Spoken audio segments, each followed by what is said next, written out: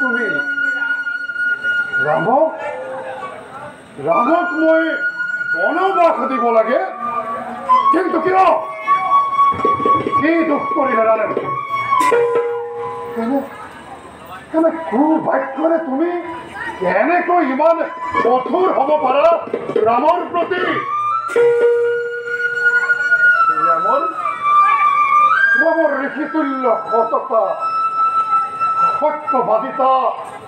বান্ধৱ বৎসলতা বিনম্ৰতা জ্ঞান বীৰত্ব আদিৰ কথা জগতে কোৱাৰে আৰু সেই ৰামক তুমি বনবাসলৈ পঠাবলৈ কৈছা নাই নাই ৰামী মই নোৱাৰো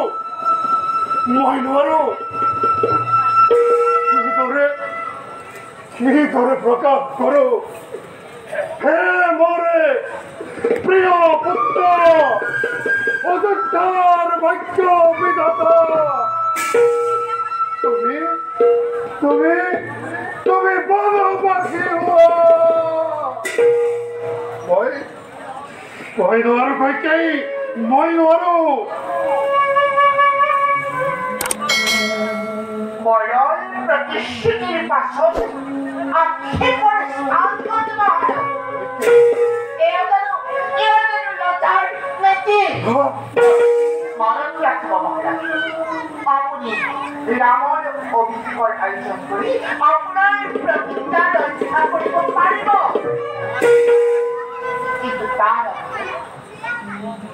আপোনাৰ চকুৰ আগত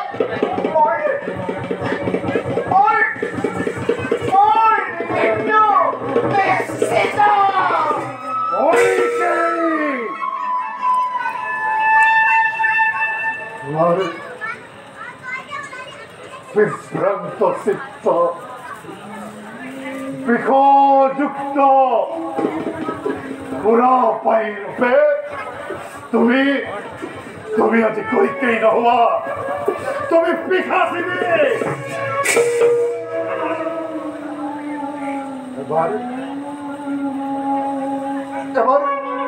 এবাৰ ভাবিছো ৰাণী এনে বৰদানে কলংকিত কৰিব ৰঘুকুলৰ মান হাৰিব জগতে ভাগ্যানুগবিদ্ধই নিজৰ গুণৱান পুত্ৰকে অৰণ্যলৈ পঠালে অতীতৰ সামান্য এটি বৰদ কৰি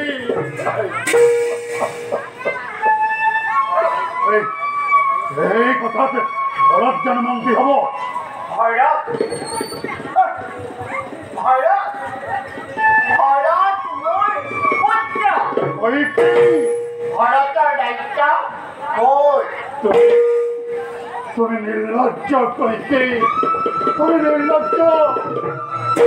আৰু মই বুজাব নোৱাৰা হৈ আহিছো দয়াময় ক'ত আছা তুমি মোক ৰক্ষা কৰা চাৰিওফালে মোৰ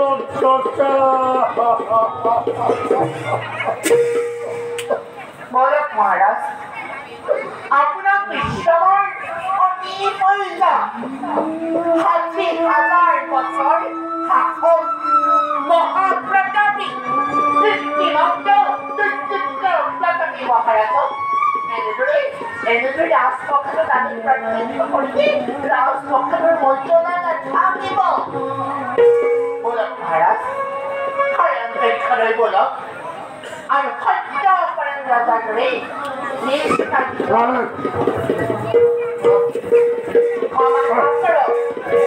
কিন্তু মনত ৰাখিব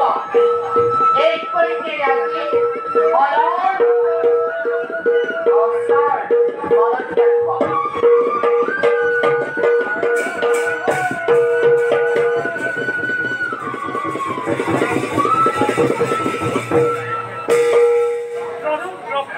কুমাৰ বৰ সম্ভৱ আপোনাকে ৰামে জনাইছো অসত্য লাভ কুমাৰ মহাৰাজ আৰু ৰাণী কৈকেয়ী তোমাৰ দৰ্শন অভিলাষী সেয়েহে তোমাক এই বাৰ্তা দিবলৈ একেলগে শুভ দিনৰ প্ৰাগমুহূৰ্ততে নিশ্চয় বিশেষ কিবা আলোচনাৰ বাবেহে মোক কৰিছে স্মৰণ এনে মহেন্দ্ৰ ক্ষণৰ প্ৰাগমুহূৰ্ততে পিতা মাতাৰ পোৱাৰী দৰ্শনে জীৱনময় অনুভৱ পাওঁ মনে নেদেখা নয় বলো কুমার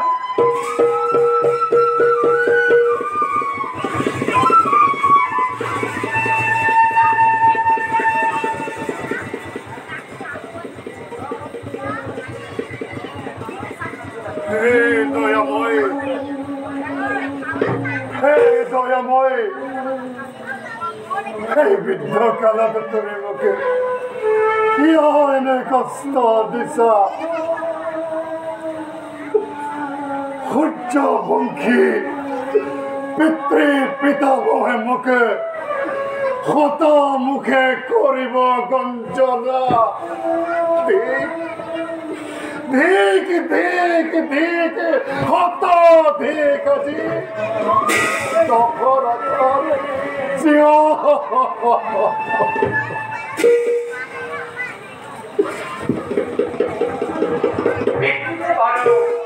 মাতৃ শরণতে রামরে ভক্তি ঘোরা পিতা মোকে স্মরণ করেছে কম পিতা কি কাজে রামে মনোরথে পূরণ করব তোমাকে কি বিশেষ কথার কারণে মাথা না মাতা তার হতে একটি কথা বুঝিব পারবে পিতৃদেবর এলিয়া সরণে কোনোদিন দেখা নাই মই অজান্তে মই কিবা লগালো নেকি জগতে পিতৃদেবর পাৰিজাত মুখমণ্ডলতে কোনোদিন দেখা নাই মই দেখাতে কিবা অজান দুখে হৈছে নেকি নিয়মান মহারাজ দুর্গা প্রধানতা নহয় মহাৰাজৰ মনত ত্যাগ কৰাৰ কথা বুলি তোমাক প্ৰকাশ কৰিবলৈ অপৰাধ হৈছে প্ৰতিজ্ঞাবদ্ধ হৈ বৰদান দিব নোৱাৰাৰ বাবে মহাৰাজ আজি মৌন কাৰণ তোমাৰ সহায়তে মহাৰাজৰ প্ৰতিজ্ঞা ৰক্ষা কৰিব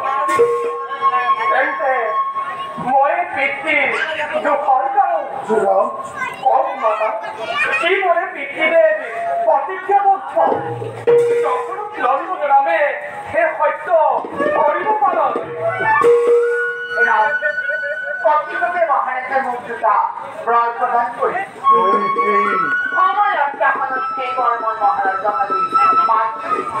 প্ৰথমটো বৰে মোৰ পুত্ৰসন্তৰ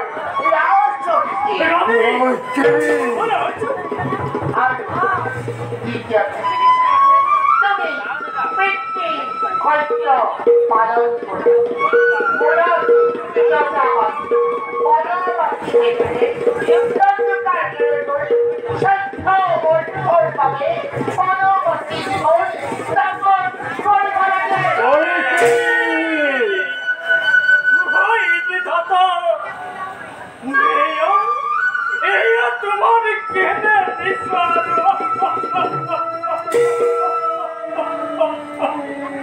মাতা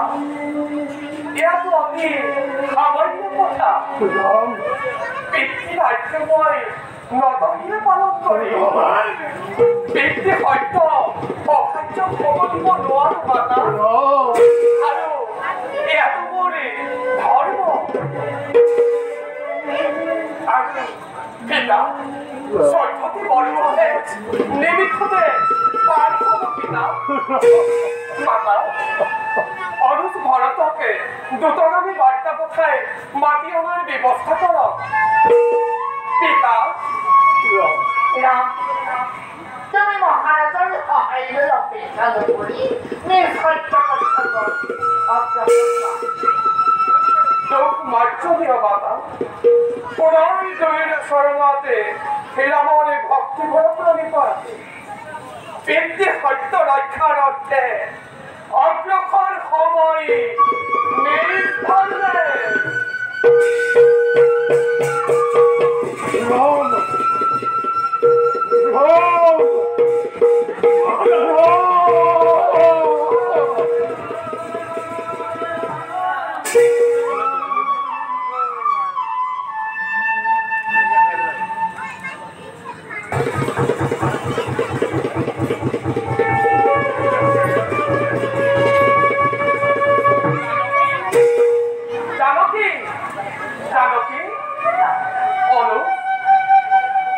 দাদা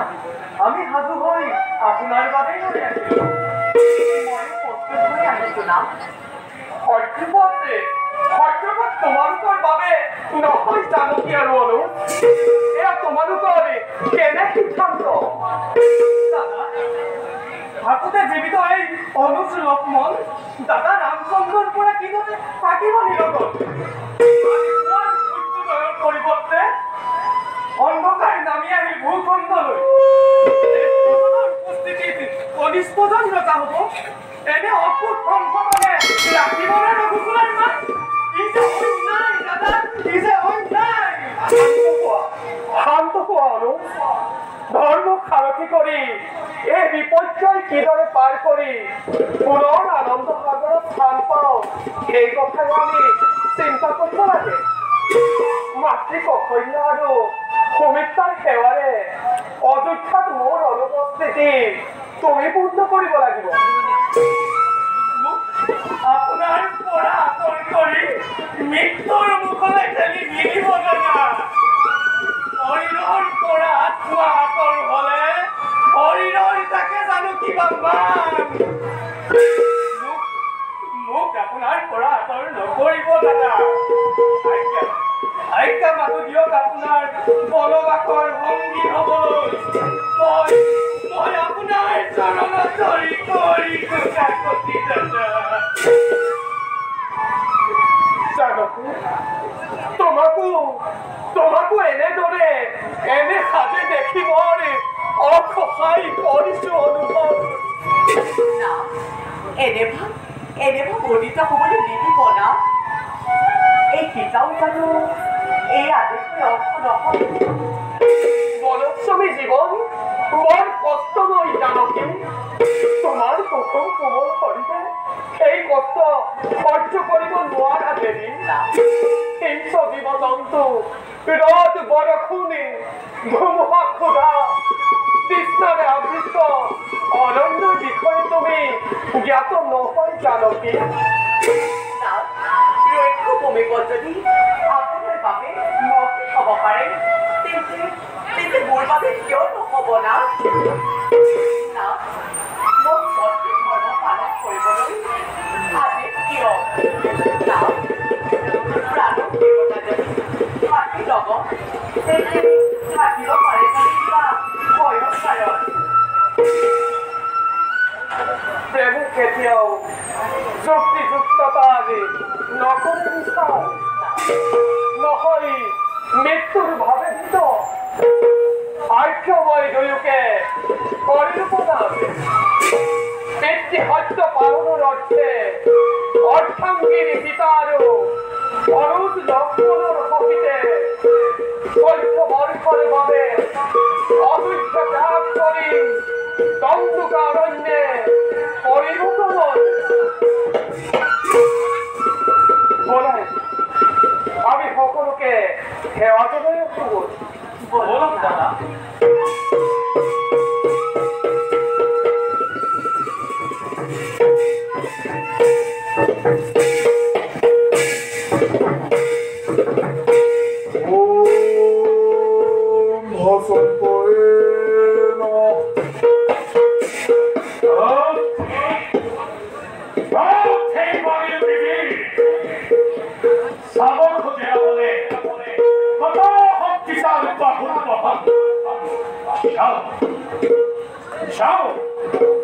ৰাৱণৰ শক্তিৰ ভাষাৰ আগতে গোবিন্দৰ বিৰক্ত কিমান নতুনতাৰ প্ৰহৰে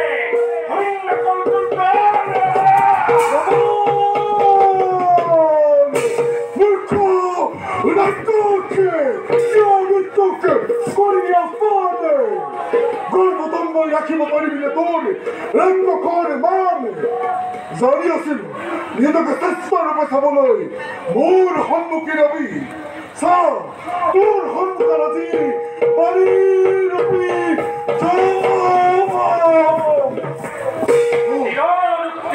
ক্ষেত্ৰত যুদ্ধতে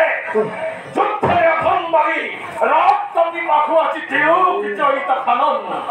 খণ্ডিত নহয় কদাপি ৰাৱণৰ স্বৰ্ণ খাই লিখা বিধাতাৰ পৃথিৱী যুদ্ধ কৃষ্ণ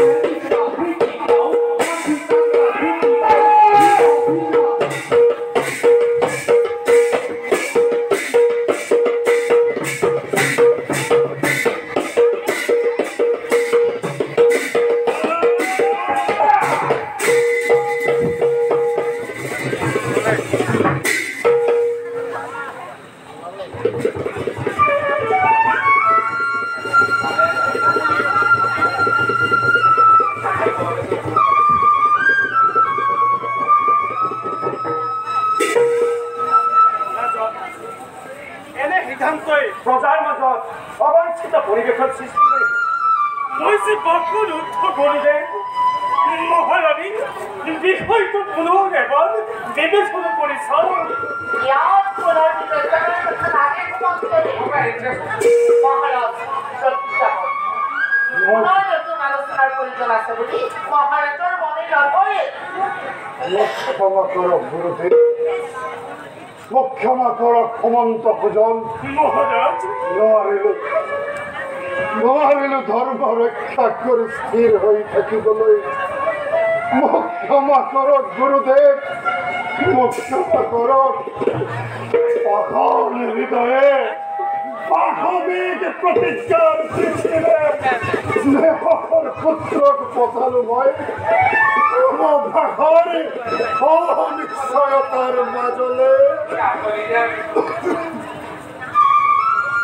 প্ৰজাগণে মোক হত মুখে কৰিব গঞ্জনা। মোক মৃত্যু দিয়া দয়াময়, মোক মৃত্যু দিয়া। চক্ৰৱৰ্তী মহাৰাজ দশৰথৰ জগতত মান ৰক্ষাৰ বাবে পুনৰ এবাৰ ইয়াত পুনৰ বিবেচনাৰ কথা নাহে।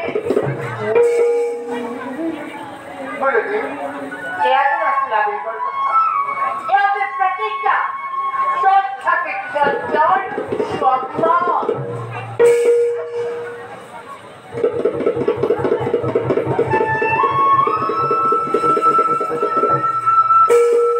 আমাৰ প্ৰণাম গ্ৰহণ কৰক পিতা। আপোনাৰ সত্য পানী আমি দিনেও বনলৈ যাব লক্ষ্মণ অশেষ ভোজনীৰ অন্ততে অনুজ লক্ষ্মণো আমাৰ লগত ওলাইছে। আমাকে আশীষ প্ৰদান কৰক। পুনৰ আপোনাৰ সেৱাৰ প্ৰাৰ্থী হওঁ। আমাকে আশীষ প্ৰদান কৰক।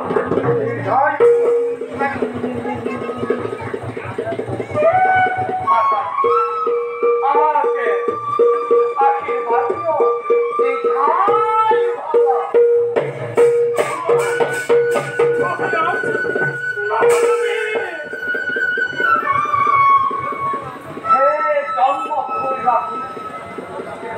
একদিন সত্য পালি ৰাম চন্দ্ৰই আপোনালোকৰ সেৱা কৰা কিছুদিন বনবাসৰ অন্ততে পুনৰ সকলোকে দেখাব। এতিয়া আমি মাগিলো বিদায়।